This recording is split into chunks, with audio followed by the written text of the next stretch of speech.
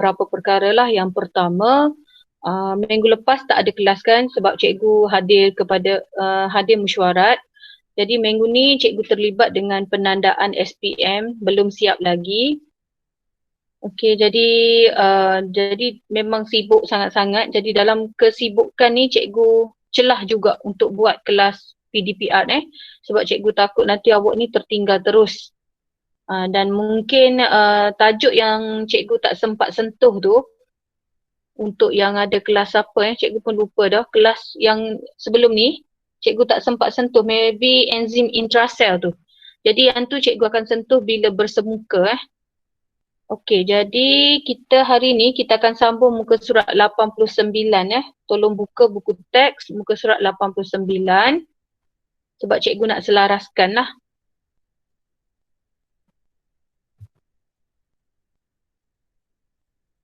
Dan apa-apa kerja yang cikgu bagi, tolong siapkan sepanjang penandaan cikgu ni. Jadi cikgu minta bila dah buka bersemuka nanti settle semua kerja siap sebab masa tu cikgu nak marking, cikgu nak semak dah. Dan mungkin sepanjang selepas raya nanti waktu PDPR tu cikgu akan maklumlah bila cikgu nak semak kerja awak. Mungkin cikgu akan bagi tarikh. Awak kena datang ke sekolah lah mungkin awak kena hantar kerja awak. Cikgu nak semak sewaktu cuti tu. Okey.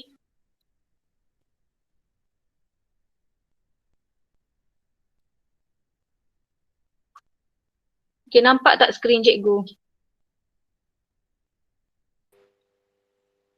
Nampak cikgu. Nampak Okey. Okey, kalau nampak cikgu. Okey. Tak nampak? Nampak ke? Okey, kalau dah nampak cikgu terus sambung sebab cikgu pun nak jimat masa juga ni, cikgu nak menanda Okey, so hari ni kita akan sambung tajuk enzim, mekanisme tindakan enzim. Jadi kita akan tengok untuk mekanisme tindakan enzim ni adalah berdasarkan hipotesis kunci dan mangga. Okey, jadi sebelum cuti hari tu cikgu dah terangkan tentang tindakan enzim ni berdasarkan hipotesis kunci dan mangga. Contoh cikgu kata kita ada kunci dan kita ada mangga. Jadi kalau kunci tu tak kena, maka kunci yang kita salah ambil itu dia tak boleh nak buka mangga yang kita nak buka tu lah. Contoh awak ambil kunci basikal. Awak nak buka mangga rumah. Tak boleh. Jadi maksudnya enzim ni dia kena bertindak balas terhadap substrat dia yang spesifik. Dia tak boleh substrat benda lain nak bertindak dengan enzim tu. Contoh macam ni lah.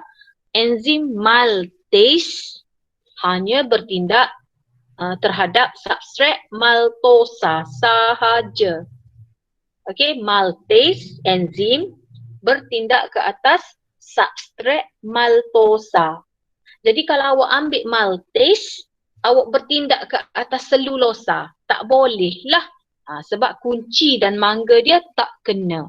Okey, jadi cuba awak tengok. Sama macam dalam buku teks awak. Okey, cuba tengok dia bagi contoh substrat. Dia kata substrat ni mewakili kunci. Okey, ni substrat ni. Substrat ni mewakili kunci. Nak buka apa? Nak buka mangga. Substrat adalah kunci, mangga adalah enzim. So awak nampak tak kalau substrat ni, kunci basikal, nak buka mangga rumah, boleh ke tak? Tak boleh.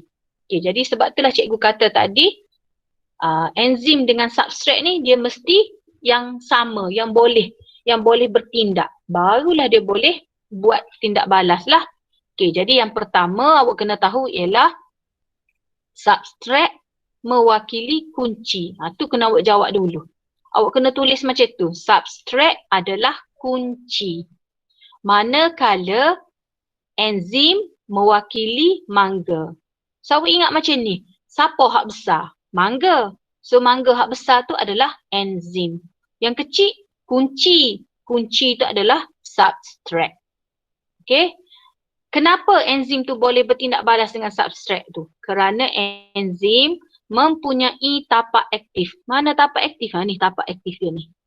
Okay, jadi enzim ni dia ada tapak aktif yang spesifik, yang saling berpelengkap dengan substrat yang spesifik. Maksudnya, enzim ni dia ada tapak aktif dan tapak aktif ni boleh bertindak dengan substrat yang spesifik juga. Maknanya kalau mu spesifik, aku pun spesifik. Baru boleh bertindak balas. Okay?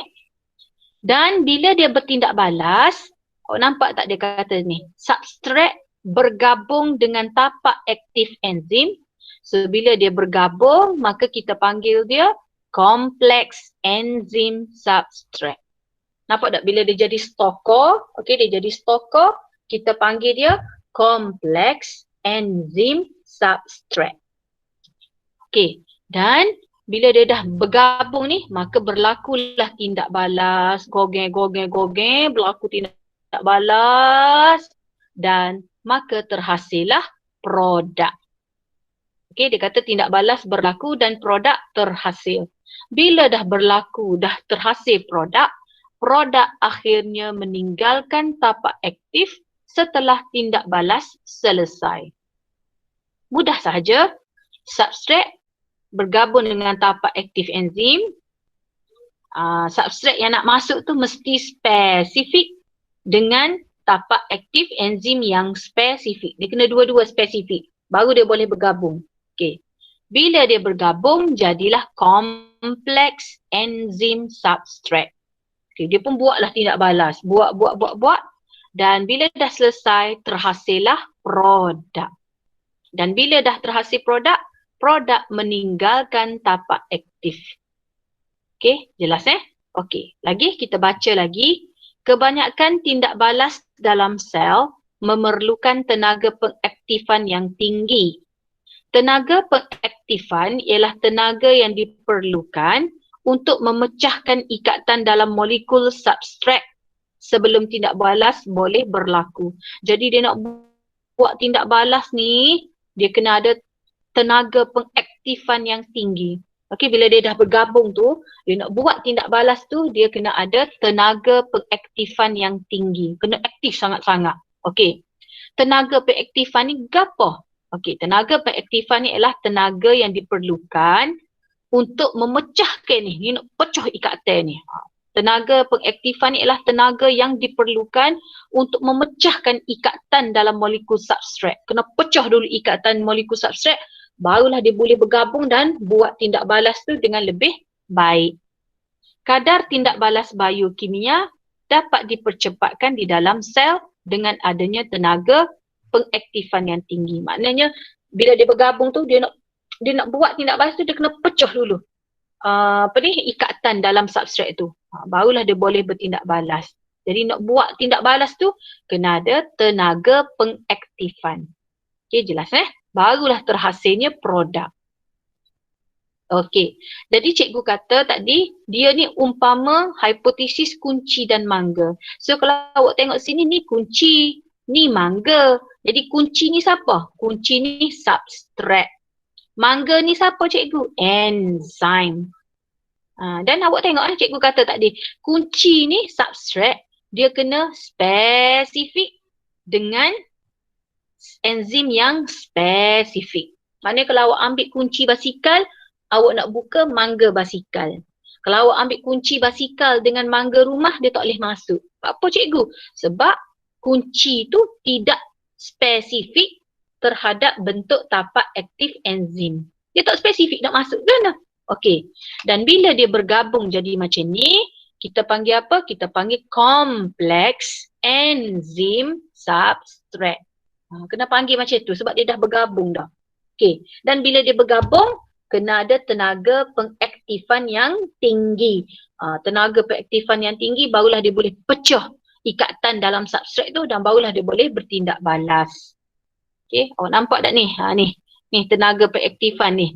Bila dah bergabung ni, tenaga pengaktifan tu sangat tinggi. Okey, cuba awak tengok. Dia kata tindak balas tanpa enzim, tindak balas dengan enzim. Okey, so cuba awak tengok ni. Tenaga pengaktifan dengan enzim. Nampak tak? Bila dia cikgu silap ni deh. Okey, bila dia buat ni, dia perlu tenaga peraktifan sebanyak tu saja. Terus boleh buat tindak balas. Tapi kalau tidak melibatkan tanpa enzim, tenaga tu kena tinggi lagi baru boleh pecah ikatan. Tapi kalau masukkan enzim, hanya perlu dalam sedikit saja terus boleh buat tindak balas. Okey dah. Okey, seterusnya kita nak tengok mekanisme tindakan enzim dan perubahan faktor. Banyak faktor yang mempengaruhi mekanisme tindakan enzim. Maksud cikgu, enzim ni cepat, slow, perlahan, ada banyak faktor yang mempengaruhi dia. Contoh macam awak lah. Kenapa bila awak naik tingkatan 4 ni awak jadi rajin belajar?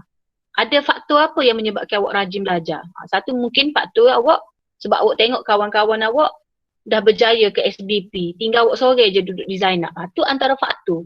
Jadi enzim pun sama juga. Enzim ni dia nak bertindak balas makin tinggi atau tindak balas dia jadi perlahan, ada faktor-faktor yang mempengaruhi dia. Okey, ikatan kimia dalam enzim boleh diubah melalui perubahan kimia dan fizikal persekitaran. Antara faktor yang mempengaruhi tindak balas enzim jadi perlahan atau cepat tu kerana faktor suhu. Nanti kita akan tengok kalau suhu macam mana dia jadi tinggi, tindak balas dia cepat. Kalau ada suhu, tindak balas enzim jadi perlahan, slow. Kita pun letih nak tunggu dia. Ada suhu, enzim tidak bertindak balas teguh. Tak ada dah enzim. Terus tak ada. Ada juga. Okey, jadi faktor yang kedua, pH. Ada pH yang menyebabkan enzim tu bertindak balas cepat. Ada pH, enzim tak nak bertindak balas. Ada pH yang menyebabkan enzim bertindak balas dengan perlahan. Ni faktor-faktor dia lah ni. Okay, yang ketiga, kepekatan enzim. Yang keempat, kepekatan substrat. Jadi cikgu ulang cikgu ulang semula. Ada 4 faktor yang mempengaruhi tindakan enzim. Sama ada enzim tu jadi perlahan, sama ada enzim tu jadi sangat cepat atau enzim tak nak bertindak balas. Iaitu faktor tersebut ialah faktor suhu, faktor pH, faktor kepekatan enzim dan faktor kepekatan substrat. Okey, kita tengok satu persatu. Okey, yang pertama ni kesan suhu. Okey, so kalau awak tengok untuk kesan suhu ni dia ada graf dia. Okey, cuba tengok deh. Ni kalau Pak C ni dia nak tunjuk tentang kadar tindak balas. Awak kena belajar benda ni sebab bila ambil sains, biologi, fizik, kimia ni memang kita tak lari dengan graf. Memang kita kena belajar molek pasal graf ni. Okey. Untuk Pak C ni dia tunjuk suhu. Faham tak? Ni suhu 10 darjah Celsius, suhu 20, suhu 30, suhu 40, suhu 50, suhu 60. Jadi, kalau awak tengok sini, suhu 10, dia slow, dia naik. Naik. Suhu 20, dia naik. Suhu 30, dia naik. Suhu 40, naik. Kena pandai baca deh. Ni, kadar tindak balas enzim ni semakin naik. Nampak tak? Semakin banyak suhu, 10, 20, 30, 40. Nampak tak? Enzim ni semakin kadar tindak balas enzim semakin naik. Semakin naik. Semakin naik. Semakin naik. Tapi selepas suhu 40, cuba tengok. Selepas suhu 40, 50, 60, cuba tengok. Kadar tindak balas enzim turun. Turun. Turun. Dan bila 60, tindak balas enzim berhenti. Kena pandai baca graf. Pada suhu 60, kadar tindak balas turun, berhenti. Okey, kita tengok yang pertama deh. Awak fokus kawasan ni je. Awak tengok kawasan ni. Okey, awak tengok kawasan ni 10, 20, 30. 30 cikgu. Kawasan 30. 10, 20, 30. Okey, kita baca. Dia kata 10, 20, 30 ni apa? Suhu rendah. Kena baca ni suhu. Ni graf untuk suhu. So 10, 20, 30 ni suhu rendah. So apa jadi? Kadar tindak balas yang dimungkinkan oleh enzim adalah rendah. Awak kata mana? Cikgu rendah ke dia naik tu? Memang dia naik tetapi perlahan. Boleh ke? Kalau tak faham terus tanya cikgu deh. Hentikan cikgu ulang balik. So nampak tak? Memang dia naik tapi dia slow. Slow. So kita kata tindak balas yang dimungkinkan oleh enzim adalah rendah. Okey. Apabila suhu meningkat, maknanya daripada 10, meningkat ke 20, meningkat ke 30, tenaga kinetik molekul substrat dan enzim turut meningkat. Tenaga kinetik ni ialah tenaga pergerakan. Jadi awak bayangkan, awak tengok tangan cikgu ni. Ni enzim, ni substrat. So bila awak naikkan suhu 10, dia getar lebih. Getar dia. Okay, naikkan lagi suhu 20, getar lagi. Makin dekat, makin dekat. Naik lagi suhu 30, dia pun boleh bergabung. Itu maksud dia. Awak faham ke? Okay, suhu kosong, dia senyap lagi.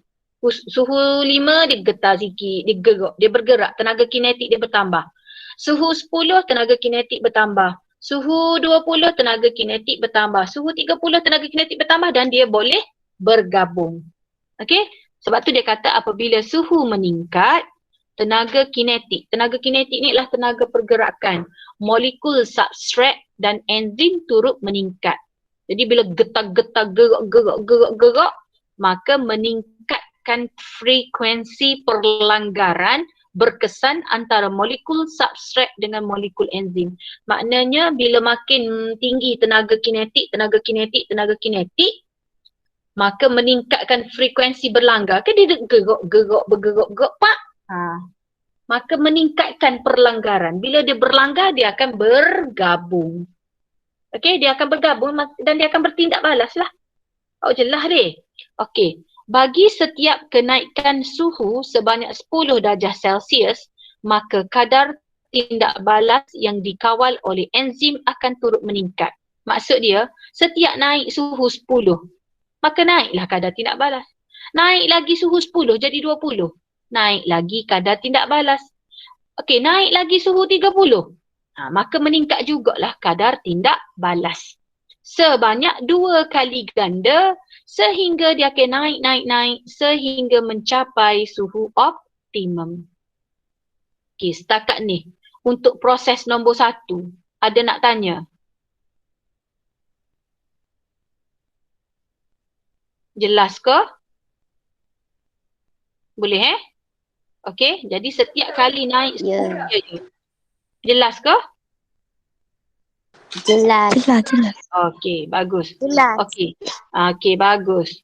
Okey, kemudian nombor 2 pula. Fokus kepada nombor 2 ni. Oh, kalau awak tengok nombor 2 ni suhu berapa? Awak pun tarik ni. Buat ambil anak panah, ambil pensel. Tengok, tengah-tengah cikgu. Suhu 37. Okey, suhu 37. Antara 30 hingga 40. Okey, bila awak tengok, tingginya cikgu. Duduk sini kadar tindak balas. Boleh suhu 37, kadar tindak balas paling tinggi. Okey, jadi dia kata suhu 37 adalah suhu optimum. Dia panggil suhu 37 ni ialah suhu optimum. Kalau nombor 1 tadi suhu rendah. Okey, kalau nombor 2 ni suhu optimum. Kena guna perkataan itu, suhu optimum. Dan kita dapati tindak balas enzim adalah tinggi. Tinggi itu kita panggil dia maksimum. So ingat macam ni. Optimum, tindak balas maksimum, dua-dua mem. Suhu optimum, tindak balas maksimum. Ingat gitu. Okey. Suhu optimum untuk tindakan enzim dalam badan manusia ialah 37 darjah Celsius.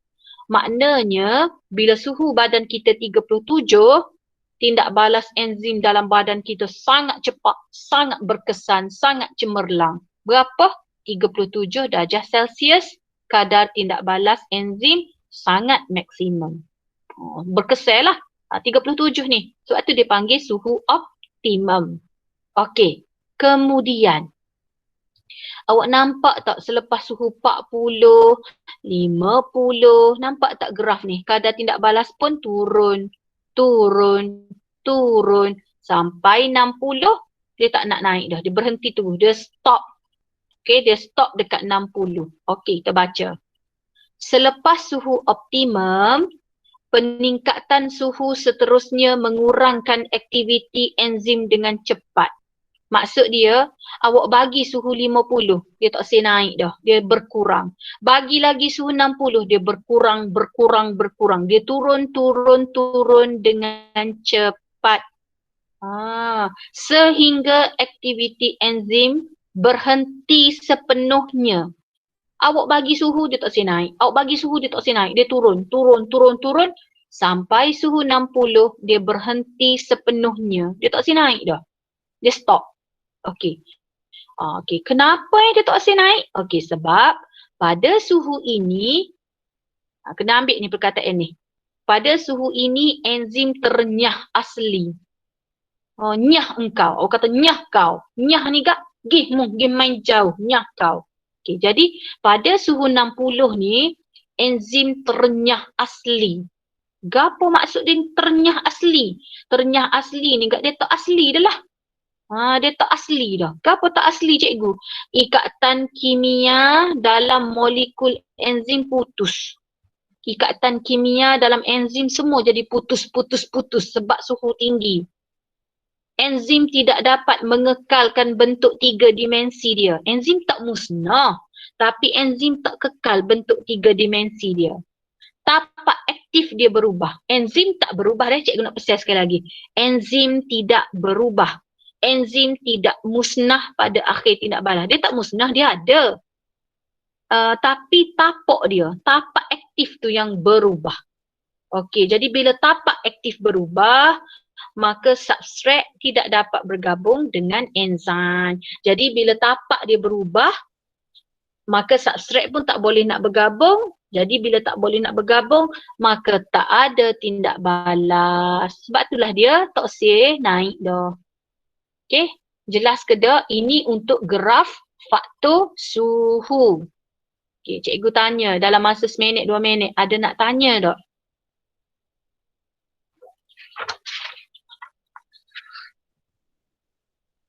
Jelas deh? Okey, tak ada nak tanya deh. Faham ada? So ingatlah kalau suhu rendah, dia naik tapi perlahan. Suhu ni kita panggil suhu optimum, tindak balas maksimum, Ingat, mem. Okey, tapi kalau suhu tinggi cikgu, selepas suhu tinggi tindak balas pun turun, berkurangan sampai suhu 60 dia berhenti. Dia tak boleh naik dah. Tak boleh. Kenapa? Enzim ternyah asli. Apa maksud ternyah asli? Ikatan kimia dalam enzim putus. Enzim tidak dapat mengekalkan bentuk 3 dimensi.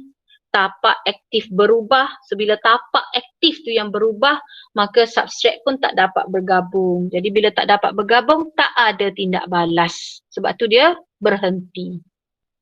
Okey, jelas Okey. Ni yang cikgu kata tadi, tapak aktif dia. Mula-mula bentuk dia macam ni, maka dia boleh bergabung lah. Tapi bila suhu tinggi dia tak boleh nak bergabung. Sebab apa? Sebab mungkin tapak aktif jadi macam ni. Cuba tengok. Mungkin jadi macam ni. Jadi macam ni. Jadi rosak. Enzim tak berubah. Enzim ada. Enzim tak musnah. Yang berubah ialah tapak aktif dia. Jadi menyebabkan substrat ni tak dapat nak bergabung sebab rosak ni. Tapak aktif dia rosak. Jadi tak ada gabungan. Jelas Okey. Sekejap. Ni yang cikgu kata tadi. Lagi ikatan kimia dia putus-putus. Mula-mula macam ni. Molekul enzim yang normal. Tiba-tiba putus. So tak ada tindak balas. Okey, jelas Okey, seterusnya kita pergi kepada kesan pH. Kalau ada nak tanya selalu. Okey, untuk kesan pH, graf dia macam ni. Dia lain kesan faktor, lain graf dia. Okey, kita baca dulu. Aktiviti enzim dipengaruhi oleh pH larutan persekitaran. Maksud cikgu, enzim ni sangat peka dengan pH. Pada lazimnya, semua enzim bertindak dengan paling berkesan pada pH optimum. Maksudnya macam ni. Enzim ni, dia akan bertindak dengan optimum dengan maksimum, enzim ni akan bertindak dengan baik dalam pH yang sesuai dengan dia. Sama macam awak lah. Kalau awak ni, awak kalau nak buat apa-apa, awak nak buat dengan kawan awak je. Barulah awak boleh bekerja dengan baik. Katakan contoh, cikgu buat aktiviti berkumpulan. Katakan contoh, cikgu kata, okay, Elisha buat aktiviti berkumpulan. Awak nak pilih siapa? Elisha pun kata, saya nak Ayuni Balkis. Barulah boleh bekerja dengan baik. Banyak idea keluar. Tapi kalau cikgu beri Elisha dengan Tengku Nurmaisarah, cikgu saya tak masuk dengan dia, saya nak catch dengan dia pun tak boleh, maka tak boleh buat aktiviti. Contoh, cikgu bagi contoh. Okey, so sama macam enzim ni. Jadi enzim ni dia boleh bertindak dengan berkesan pada pH yang sesuai dengan dia. Jadi pH yang sesuai tu kita panggil pH optimum. Boleh ingat macam tu. pH optimum, tindak balas pun maksimum. Okey. Kebanyakan enzim berfungsi paling cekap dalam julat pH 6 hingga 8. Ni kebanyakan enzim lah. Okey, dia nak pH 6, 7, 8. Contoh enzim amilase air liur. Ni enzim amilase dalam air liur kita. Dia berfungsi pada pH 6.8. Okey. Namun terdapat juga beberapa pengecualian. Misalnya enzim pepsin di dalam perut awak bertindak pada pH optimum julat 1.5 hingga 2.5. Okey, so cikgu nak tanyalah. 1.5, 2.5 ni enzim apa? Nur Natasha Aisyah.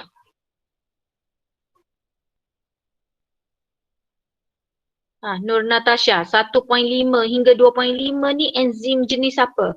Berasid ke, beralkali ke, neutral?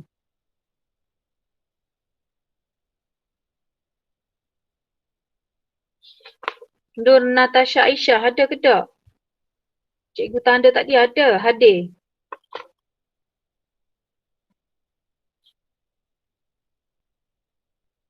Fatin Ayuni?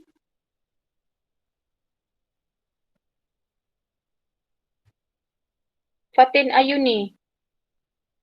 Ada cikgu. Ada. 1.5 hingga 2.5 ni enzim apa? Berasid ke, beralkali ke, neutral?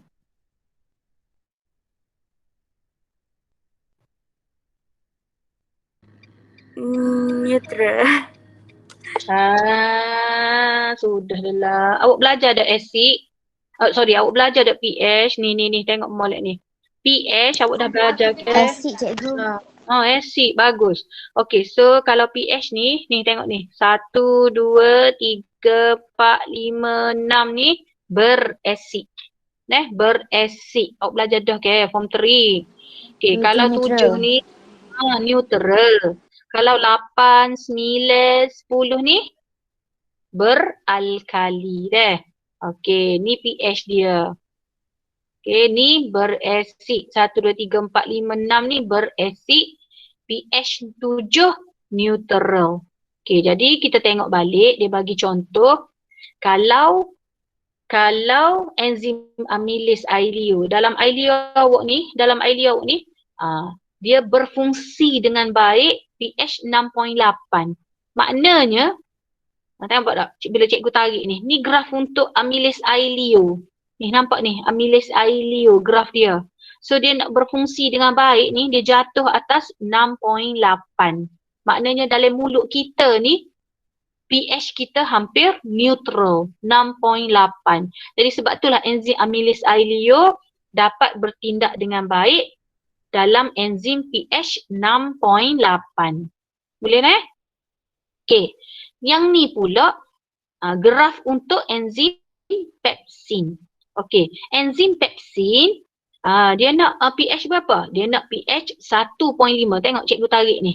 Cikgu tarik ni, okey, 1.5 hingga 2.5. Jadi dalam perut awak tu berasid. Sebab tu bila awak lambat makan ke, awak gastritis ke, awak rasa ni naik masam tekuk awak ni. Awak rasa masam, nak muntah. Tu asid lah tu.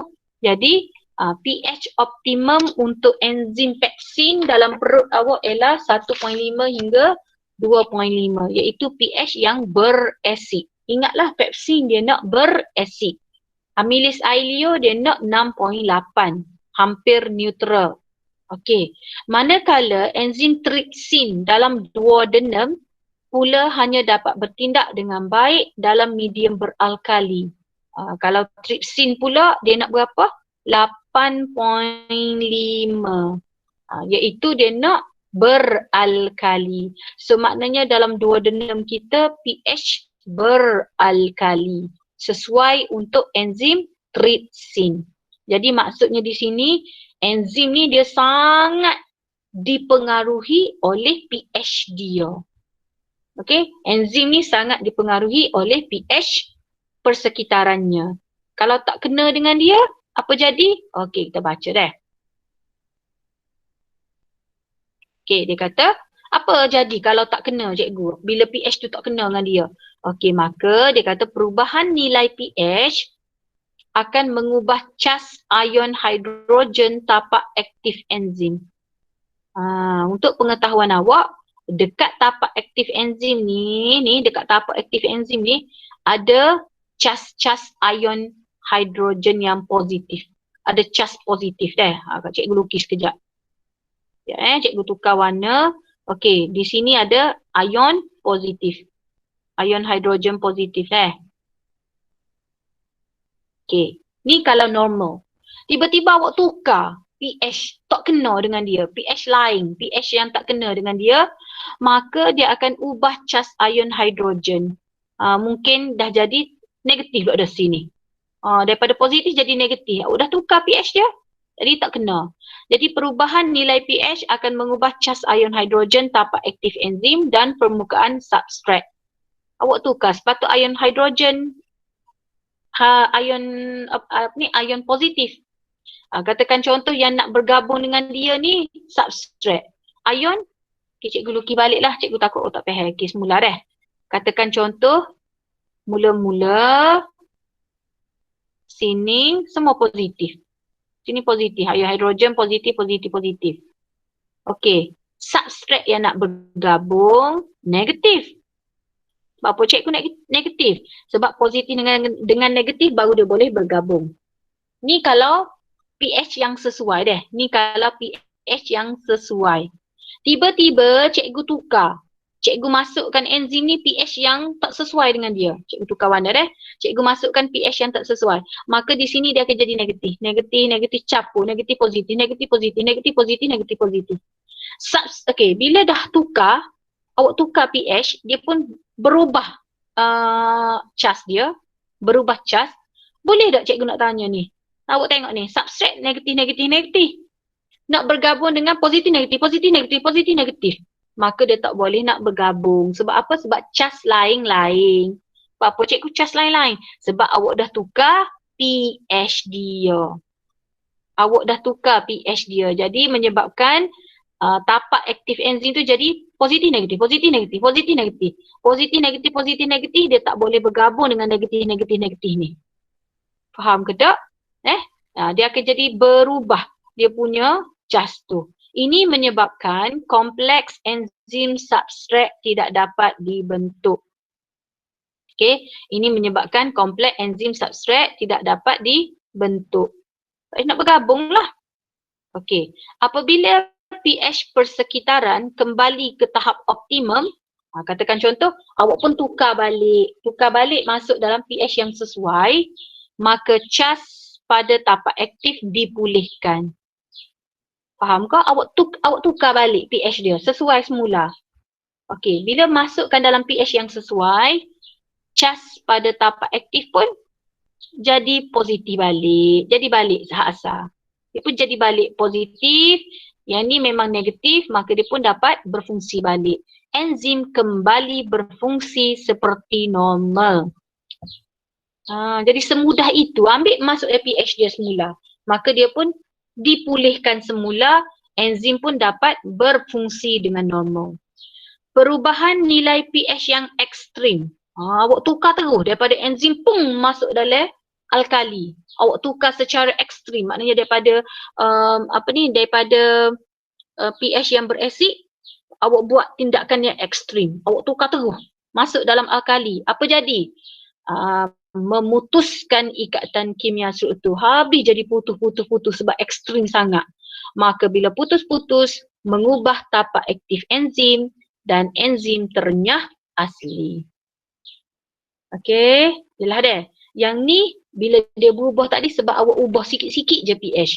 Yang ni bila awak ubah secara ekstrim, daripada berasid pong awak tukar dia masuk dalam beralkali. Terus dia jadi ekstrim, dia akan putuskan ikatan kimia dan enzim tidak dapat bertindak balas, dia ternyah asli. Okey, jelas Ini untuk faktor pH. Okey, kita pergi seterusnya kesan kepekatan substrat. Okey, kalau awak tengok graf sama macam tadi juga. Awak tengok graf Ini graf untuk kepekatan substrat. Ni untuk graf kepekatan substrat. Maknanya semakin pekak, semakin pekak, semakin pekak, semakin pekak, semakin pekak, pekak. Awak kena pandai baca graf. Okey, ni pula untuk graf kadar tindak balas enzim. Cuba awak tengok, semakin pekak dia naik. Kadar tindak balas enzim semakin meningkat. Kadar tindak balas enzim semakin meningkat. Tapi bila sampai dekat sini, bila sampai dekat takat maksimum, kadar tindak balas enzim tak nak naik. Dia kata tak nak naik, tak nak naik, dia jadi straight. Okey, kita baca dulu untuk nombor 1. Sekiranya kepekatan enzim ditetapkan manakala kepekatan substrat ditambah, kadar tindak balas yang dikawal oleh enzim akan meningkat dan seterusnya produk yang terbentuk juga bertambah. Apa maksud dia? Maksud dia macam ni. Sekiranya kepekatan enzim ditetapkan manakala kepekatan substrat, maksudnya gini, enzim awak tak tambah, awak tetapkan. Katakan enzim ada 10 lah, contoh. Kemudian awak pun tambah kepekatan enzim. Cuba awak tengok, awak tambah kepekatan substrat. Awak tambah substrat. Maka kadar tindak balas naik. Awak tambah lagi, aku nak pekat lagi lah substrat ni. Naik lagi. Awak tambah lagi substrat, ia naik lagi. Awak tambah lagi substrat, ia naik lagi. Tindak balas naik lagi. Tapi sampai dekat sini, dia tak nak naik dah. Kenapa? Sebab awak hanya tambah substrat. Awak tak tambah enzim. Tak faham. Maksud gini. Maksud contoh katakan cikgu bagi dalam bentuk bilangan lah Cikgu bagi dalam bentuk bilangan. Katakan sini ada, cikgu bagi 2, sekejap cikgu buat dulu. 2, 4, 6, 8, 10, 12. Ni untuk substrat. Okey. Ni untuk kadar tindak balas. Katakan cikgu bagi kawak 10 kepekatan enzim. Okey, cuba tengok Awak ada 10 enzim. Maknanya awak ada 10 tapak aktif. Awak ada 10 enzim dan awak ada 10 tapak aktif enzim lah. Okey, cikgu pun tambah 2 substrat. 2 substrat boleh tak nak bergabung 2 enzim? Boleh lah, ada 8 lagi. Okey, awak pun tambah 4 lagi. Boleh lagi. Sebab ada 8 kita tolak dah 4. So ada 4 lagi tempat kosong. Awak pun tambah lagi ni. Boleh lagi. Okey, awak ada 8 tadi awak dah 8. Nak ambil 6. Boleh lagi. Ada 2 lagi. Awak pun tambah lagi 8 kepekatan substrat. Boleh lagi. Tapi bila awak dah tambah 10 kepekatan substrat, dia naik. Dia boleh bergabung lagi sebab cikgu ada 10 tempat kosong untuk enzim. Tapi selepas 10 enzim, awak tambah lagi 12, awak tambah lagi 14, tindak balas tak say naik dah. Apa? Habis dah tempat kosong 10 sebab kita cuma ada 10 je enzim. 10 enzim maknanya ada 10 tapak aktif. Jelas Okey, jadi sebab tu dia kata apabila kepekatan substrat ditambah, okey, makin banyak awak tambah substrat, peluang untuk perlanggaran berkesan antara molekul substrat dan molekul enzim juga meningkat. Maknanya bila kita tambah banyak substrat, banyak substrat, maka makin tinggi juga kadar tindak balas. Sebab apa? Sebab dia akan saling berlanggar dan dia akan bergabung. Kadar tindak balas terus meningkat sehingga mencapai tahap maksimum. Tapi bila dah capai tahap maksimum, tindak balas tak nak naik. Kita nak naik ni kita panggil malar. Kalau cikgu kat cikgu panggil dia malas. Malas dan dia jadi malar. Dia tak nak naik. Okey. Pada takat maksimum, kepekatan enzim menjadi faktor penghat. Apa cikgu enzim ni jadi faktor penghat selepas takat maksimum?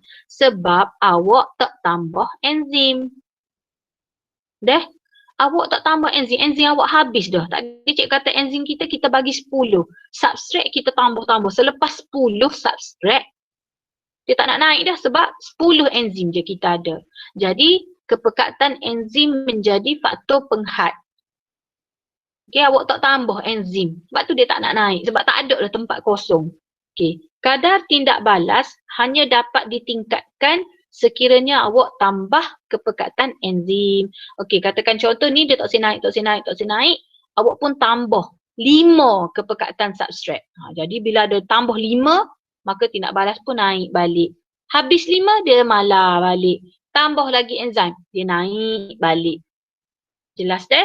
Sebab bila enzim ni dia kena ada tapak aktif.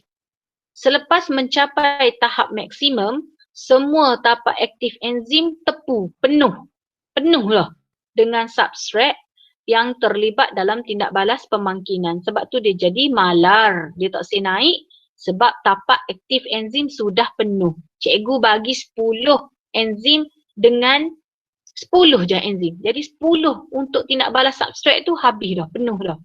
Jadi kalau awak nak tambah lagi, nak suruh graf tu naik, awak tambah kepekatan enzim. Okey, cikgu nak tanya, ada nak tanya dah untuk graf kepekatan substrat ni?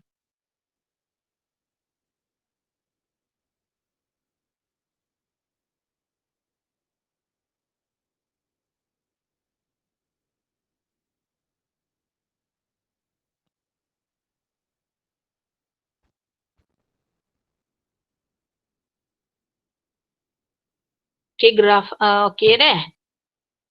Okey, so kalau faham tu cikgu pergi kepada faktor yang keempat deh. Untuk pengetahuan awak, untuk tajuk ni memang popular lah dalam PSR deh. Dia akan tanya tentang graf ni. Sama ada dia suruh awak graf sendiri.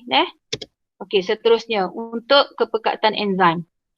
Graf kepekatan enzim pun lebih kurang juga. Cuma awak tukar sini je. Ni untuk kepekatan enzim, ni untuk kadar tindak balas. Kalau substrat tadi, dia tukar sini je. Kepekatan substrat duduk di part sini. Okey. Apabila kepekatan enzim ditambah, awak tambah enzim. Katakan contoh cikgu bagi 10 enzim. Okey, so awak pun tambah enzim, kau banyak enzim. So awak nampak tak? Kadar tindak balas pun naik sebab awak bagi 10 tapak aktif. Okey, so kita baca, apabila kepekatan enzim ditambah, kadar tindak balas enzim pun akan bertambah, akan meningkat. Kenapa? Kerana kehadiran banyak tapak aktif yang tersedia untuk tindakan pemangkinan. Awak tambah 10, awak tambah 1 tapak aktif, 2 tapak aktif, 3 tapak aktif, 4 tapak aktif. Maka tindak balas ni kau naik. Sekiranya kepekatan enzim dalam satu tindak balas digandakan, jumlah substrat yang ditukar kepada produk per unit masa juga digandakan. Jadi awak tambah 10 kepekatan enzim, maka akan adalah 10 kepekatan substrat bergabung. Bila dia bergabung, maka dia akan hasilkan produk. Dia akan hasilkan produk. Okey. Pada takat maksimum, kepekatan substrat menjadi faktor penghat. Awak nampak tak? Awak dah habis dah. Awak dah bagi 10 dah kepekatan enzim. Tindak balas tak boleh naik. Sebab apa? Sebab tak ada substrat. Substrat habis dah. Awak faham Awak faham Awak dah bagi 10 tapak kosong, tapak aktif hak kosong. Dan 10 tapak aktif enzim tu habis belaka dah. Semua dah bergabung. Jadi, awak tambah lagi 11 tapak aktif pun, awak tambah 12 tapak aktif, dia tak nak naik. Kenapa? Sebab kepekatan substrat sudah habis. Substrat pula dah tak ada. Okay? Jadi, bila substrat yang tak ada, Maka untuk graf yang ni, untuk graf enzim, kepekatan substrat menjadi faktor penghad. Senang je Kak. Ingat gini je Kak. Ingat macam ni. Kalau graf ni kepekatan substrat, yang menghadkan dia, yang menghentikan dia, kepekatan enzim. Awak tukar je. Kalau graf ni tentang kepekatan enzim, yang menghentikan dia, yang boleh menghentikan dia jadi malar tu, kepekatan substrat. Gitu je. Okay? Cikgu, kalau saya nak tambah naik lagi, awak tambah substrat, maka dia akan naik balik, naik balik, naik balik, naik balik. Lepas tu dia habis balik, dia malar balik. Lepas tu, tambah lagi substrat. Dia naik lagi, sampailah dia jadi malar. So, jelas dah? Okey, habis yang tu. Untuk eksperimen kita tak dapat nak buat lah dah sebab PDPR. Dan untuk formatif 5.1 tu cikgu nak minta awak buat lah. Dia ada scan QR code kan. Jadi masa tutorial lepas ni cikgu nak awak jawab praktis formatif 5.1. Okey, cikgu sambung lagi. Kita tengok aplikasi enzim dalam kehidupan harian. Kita nak tengok apa kegunaan enzim dalam kehidupan kita. Okey, enzim diekstrak. Enzim diekstrak daripada sumber semula jadi yang terdapat dalam bakteria secara sintetik buatan. Dalam benda hidup kan ada enzim. Jadi kita akan ambil enzim-enzim ni daripada benda-benda hidup. Contoh bakteria dan kita buat secara buatan sintetik. Enzim tersekat gerak ialah enzim yang bergabung dengan bahan lengai tak larut untuk meningkatkan rintangan enzim terhadap perubahan faktor seperti pH dan suhu. Kita nak hasilkan enzim yang stabil. Jadi kita akan hasilkan enzim tersekat gerak. Maksudnya setakat tu je dia. Okey. Jadi enzim tersekat gerak ni ialah enzim yang bergabung dengan bahan lengai dan tak larut supaya meningkatkan rintangan enzim terhadap perubahan faktor seperti pH dan suhu. Apa yang maksud dia? Maknanya kalau mari pH berubah pun dia duduk situ juga. Dia tak berubah. Mari suhu pelik-pelik pun dia tak berubah. Okey? Sebab tu kita panggil dia enzim tersekat gerak. Dia sekat sebab pH, dia sekat sebab suhu. Molekul enzim akan kekal di kedudukan sama sepanjang tindak balas pemangkinan dan mudah diasingkan daripada hasil. Okey, jadi teknologi kita menghasilkan enzim tersekat gerak ni kita panggil teknologi imobilisasi enzim. Maknanya kalau kita guna enzim tu, datanglah suhu apa pun dia tak akan berubah sangat lah. Okey. Okey, kita nak tengok. Jadi banyak kegunaan enzim. Yang ni cikgu nak awak salin dah sebab dalam buku tu sikit je dia bagi. Nanti cikgu akan hantar slide ni. Awak salin dan lebih baik gambar. Ada gambar lah sama ada awak nak lukis atau awak ada kemudahan print, awak print. Okey. Ni contoh kalau dalam industri pemprosesan daging.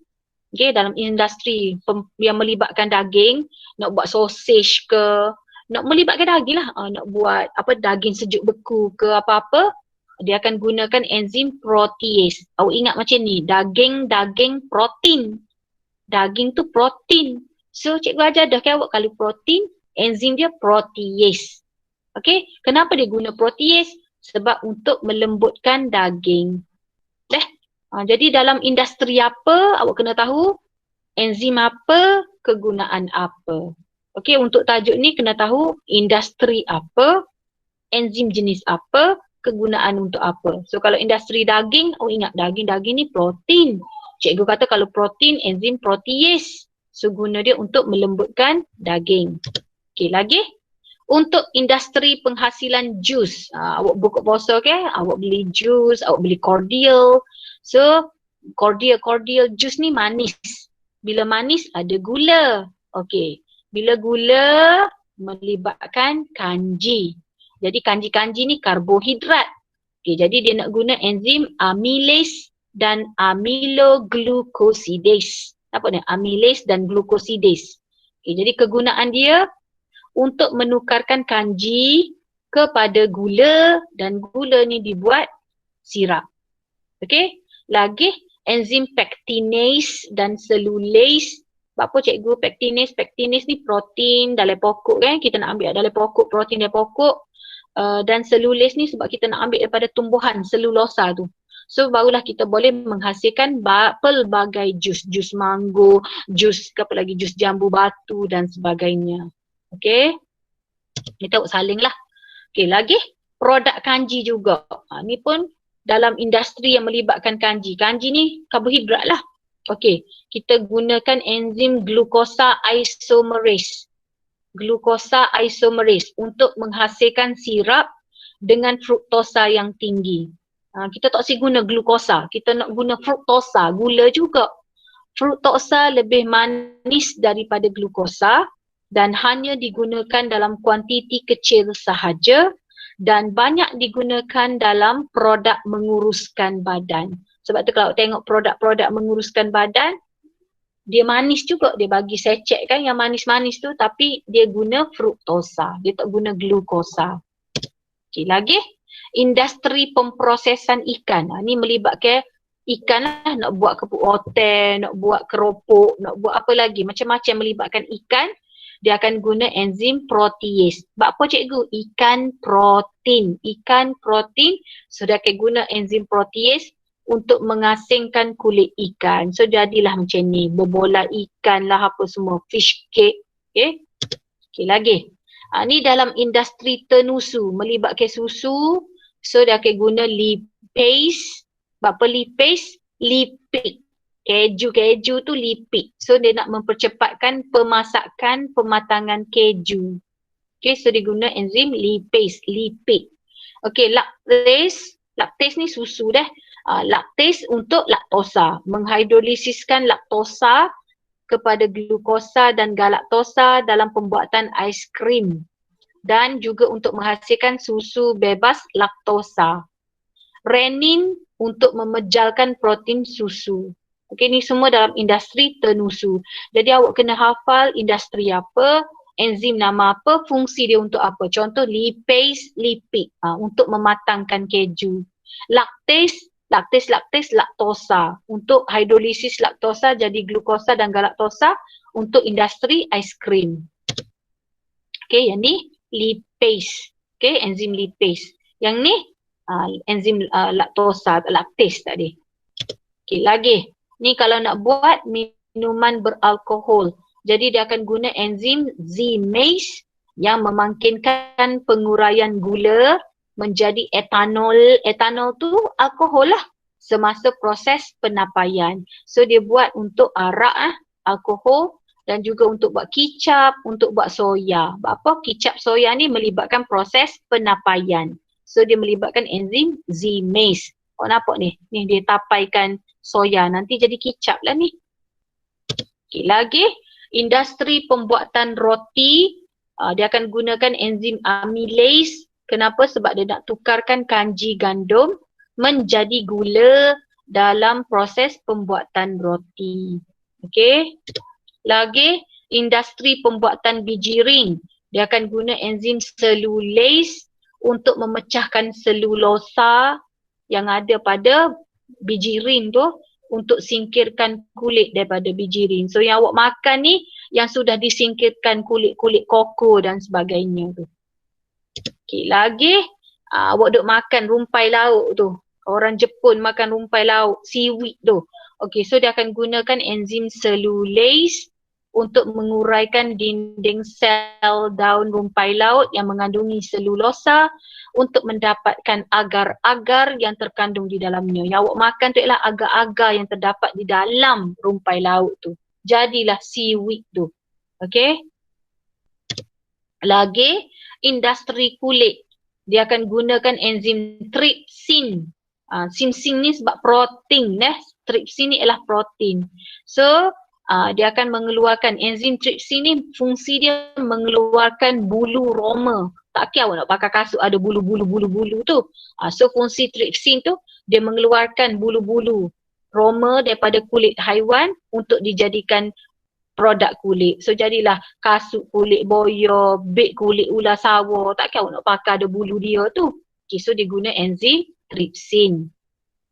Okay, lagi industri tekstil, pakaian. So dia akan gunakan enzim amylase untuk menyingkirkan kanji dalam daun. Menyingkirkan kanji daripada tumbuhan, so jadilah kain. Okey, lagi dalam industri perubatan dan pharmaceutical, farmasi, dia akan gunakan enzim trypsin untuk merawat radang, untuk digunakan dalam sebagai enzim pencernaan dalam bidang perubatan. Okey, nak rawat radang-radang merah-merah ni, dia guna enzim trypsin. Lagi dalam industri pembuatan biodeterjen. Biodeterjen ni ialah bahan pencuci. Sebanyaklah dia guna enzim proteinase untuk singkirkan kotoran daripada protein. Contoh kotoran darah. Lagi enzim amylase untuk cerna kotoran kanji. Enzim lipase untuk cernakan kotoran lipid. Enzim selulase untuk cernakan kotoran yang melibatkan selulosa. So jadilah bahan biodeterjen, bahan pencuci awak. Okey, so cara nak ingat sabun-sabun ni awak ingat CLAP. Okey, C-L-A-P. So kalau CLAP, C selulosa yang dia tambah dalam sabun tu untuk kotoran jenis selulosa. Contoh awak terkena rumput. Rumput ke tumbuhan, selulosa. Okay, kalau lipase untuk cernakan lipid, untuk hidrolisis lipid. Mungkin awak ada termakan gulai, keju, lipid. So kena basuh dengan sabun yang ada enzim lipase. Ni kalau awak termakan sup, porridge, rice, stain, kotoran yang melibatkan nasi, kotoran yang melibatkan karbohidrat, kita basuh dengan sabun yang ada amylase. Ni kalau kotoran yang ada darah, susu, so kena basuh dengan protease. Ingat begitu. Okay. Okay, seterusnya kita tengok soalan. Semua ni you all kena saling semasa tutorial nanti dah. Okay, pergi sikit lagi. Yang ni soalan beraras tinggi dah. Ni soalan kebat. Sangat-sangat payah. So kita tengok. Apple mempunyai pektin yang banyak. Dalam apple tu ada pektin. Pektin ialah bahan yang membantu. Okey, pektin adalah bahan yang membantu untuk melekatkan sel-sel tumbuhan bersama. Dalam industri, pektinase. Enzim ni awak nampak ada AC dia ni, anak AC ni. AC. So pektinase ni ialah enzim yang digunakan dalam pengekstrakan buah apple bagi menghasilkan jus buah secara industri. Jus apple yang diekstrak dengan menggunakan pektinase adalah jernih. Jadi awak perasan tak kalau awak beli jus apple yang dijual tu, dia jernih. Sebab apa? Sebab maknanya dia guna enzim pektinase. Tapi kalau awak perah sendiri, jus apple buatan sendiri keruh. Sebab apa? Sebab awak tak tambah pektinase. Terangkan mengapa enzim pektinase digunakan dalam penghasilan jus buah. Jadi kenapa dalam industri kilang dia guna pektinase? Sebab apa kita buat kita tak guna pektinase? Okey, ni soalan SPM dah. Pada tahun tu cikgu ingat lagi. Tak ada pelajar pun hak betul soalan ni. Sebab kita tak belajar pun. Okey, kita tengok jawapan dia. Yang pertama, pektinase ni gapo?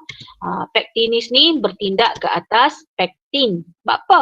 Sebab pektinase ni ada ASE, dia adalah enzim. Jadi pektinase bertindak ke atas pektin. Pektin tu gapo? Pektin substrat. Pektinase enzim. Okey. Jadi apa pektinase buat? Pektinase menghidrolisis. Jangan kata mencerna dah. Mencerna ni sebab dalam badan kita. So bila luar kita panggil pektinase menghidrolisis, memecahkan, menguraikan pektin. Tanpa pektin, sel jus apple tidak melekat. Dia tak melekat. Jadi bila tak melekat, dia tak akan jadi jernih. Okey, kalau tak ada pektin. Jadi tanpa pektin, sel jus apple tidak akan melekat. So bila dia tak melekat, lebih mudah cepat untuk perah ekstrak jus daripada buah meningkatkan hasil jus. Apa kau? Maknanya gini, bila dia pecah pektin, pektinase tu pecah habis pektin, maka pektin tak ada. Bila pektin tak ada, senanglah buah tu diekstrak sebab jus apple sel dia tu tak melekat. Cikgu buat apa kita buat melekat? Sebab sel jus kita tu melekat-lekat. Sebab tu dia nampak keruh. Tapi kalau yang dijual tu sebab dia dah pecahkan pektin, maksud dia tak ada dah pektin, dia pecah habis dah, maka sel jus apple pun tak melekat. Jadi bila tak melekat, dia warna jernih, lebih mudah, lebih cepat untuk diperah. Kita nak ekstrak jus pun lebih mudah. Okey? Ni contoh dia. Dia masukkan pektinis, jadi tak ada dah pektin, maka lebih mudah dia nak ekstrak. Okey, nanti you all salin. Okey, lagi soalan yang kedua, penyamakan. Penyamakan ni ialah proses membersihkan kulit haiwan untuk menghasilkan barangan kulit seperti kasut, beg dan tali pinggang. Penyamakan ialah membersihkan kulit haiwan daripada daging, lendir, tisu dan bulu dengan menggunakan bahan kimia. Awak kata samuk-samuk ni bersih. Bersih ke apa? Dia dalam industri dah, bukan dalam Islam ni. Penyamakan ni ialah dia samuk, dia ambil kulit, katakan contoh ambil kulit buaya, nak buat baju, nak buat kasut. So dia kena buang dulu. Kena buang kulit, cebisan-cebisan daging, cebisan lendir, cebisan tisu, cebisan bulu-bulu yang ada pada kulit tu. So kita panggil proses tu ialah penyamakan. Penyamakan juga mengelakkan perebutan, melembutkan kulit haiwan dan menjadikannya lebih tahan untuk kegunaan manusia. Jelaskan ciri-ciri bahan kimia yang digunakan untuk membersihkan daging, lendir, tisu dan bulu daripada kulit haiwan. So ingat gini je. Oh, nak buat beg, nak buat baju untuk menggunakan kulit haiwan. So kita kena guna enzim sebab daging haiwan, kulit haiwan protein, maka kita akan guna enzim protease. Nampak? Kita akan guna enzim protease untuk proses penyamakan.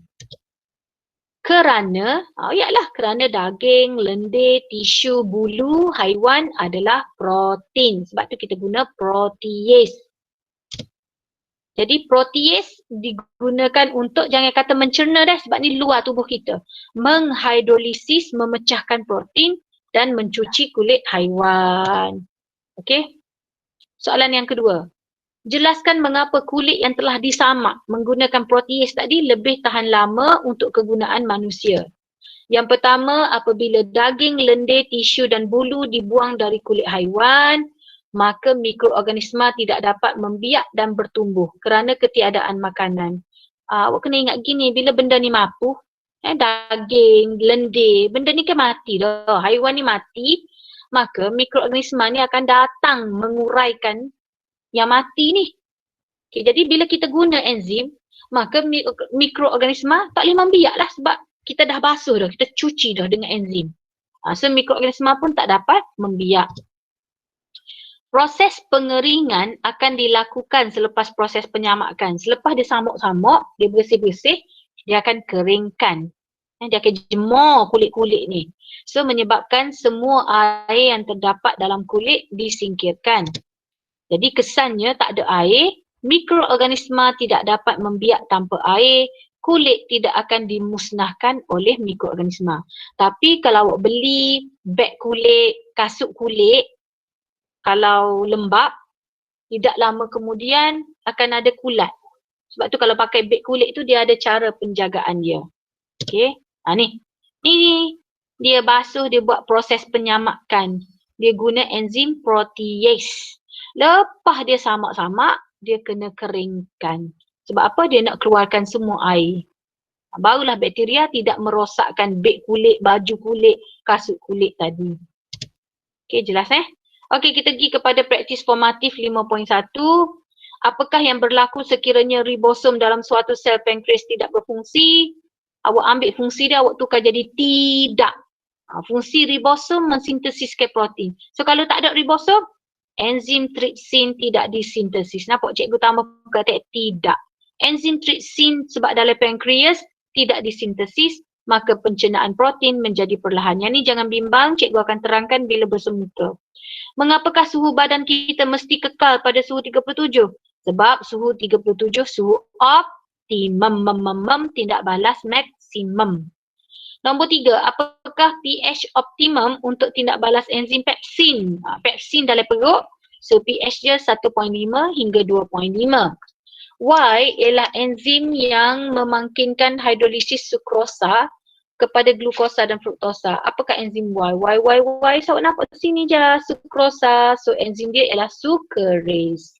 Okay, so habis praktis formatif 5.2. Bagaimanakah enzim terhasil?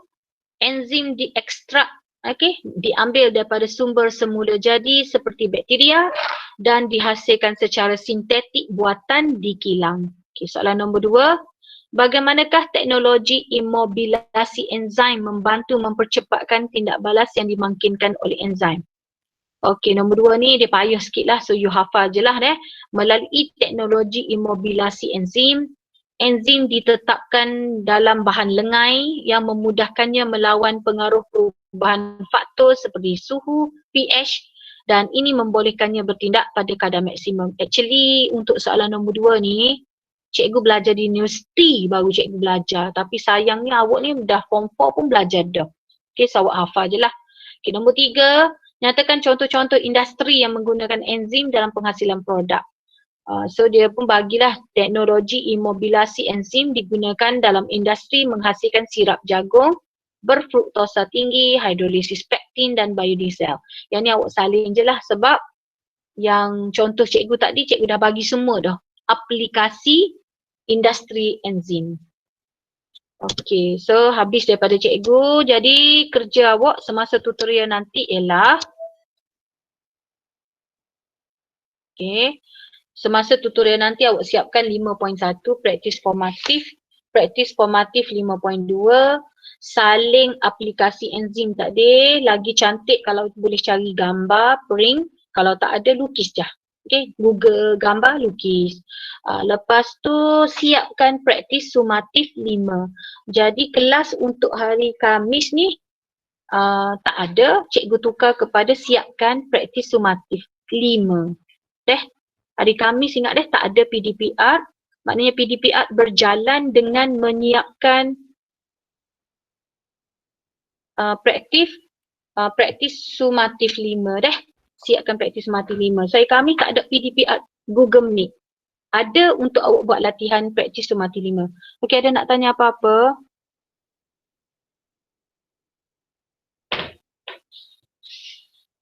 Ada nak tanya apa-apa sebelum kita habis? Contoh soalan. Yes, contoh soalan cikgu akan bagi semua slide ni. Macam biasa cikgu akan bagi dalam WhatsApp. So awak salin dalam file nota.